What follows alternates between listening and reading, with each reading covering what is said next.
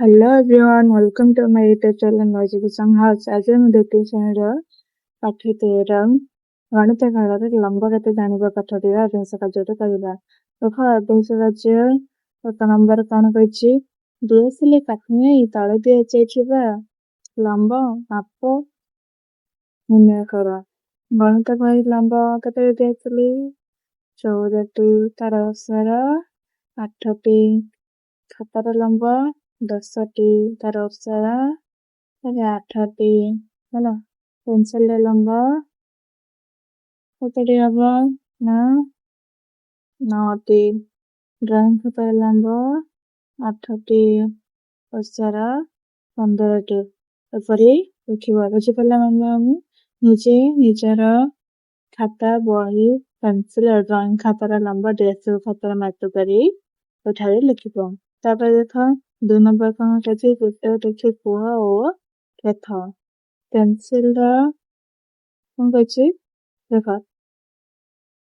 ପେନସିଲର ଲମ୍ବ କେତେଟି ଡିଏସ୍ଏଲ୍ କାଠି ନା 13ଟି ଡିଏସ୍ଏଲ୍ କାଠି। କଲମର ଲମ୍ବ କେତେଟି କଣ୍ଟା 5ଟି କଣ୍ଟା। ଟେବୁଲର ଲମ୍ବ କେତେଟି ଡଷ୍ଟର କେତେଟି ଦେଖ, ଏଇଠି କେତେ ଲେଖିବ 5ଟି, କେତେ ଲେଖିବ 5ଟି। ତାପରେ ଦେଖ 3 ନମ୍ବର, ଏକ ରୁଲ୍ ବାଡିର ମାପ ଅନୁମାନ କରି ଲେଖ ଓ ପରେ ମାପି ଲେଖ।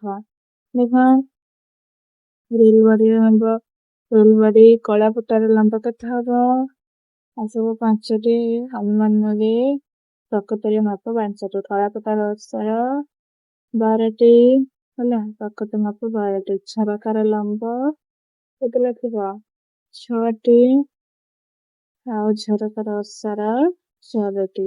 ବୁଝିପାରିଲା ପିଲାମାନେ, ଏପରି ଲେଖିବ। ତାପରେ 4 ନମ୍ବର, ଏକ ହାତ ଲମ୍ବର ଶୁଭ ଗାଡି ତିଆରି କରି ଲମ୍ବ ଅନୁମାନ କରି ଓ ପରେ ମାପି ଲେଖ। ଦୁଆର ବନ୍ଧର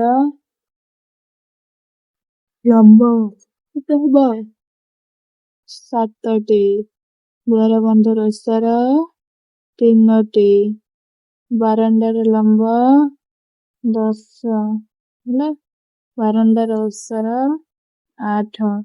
ଶ୍ରେଣୀ କୋଠରୀର ଲମ୍ବ କେତେ ହବ 20 ହେଲା।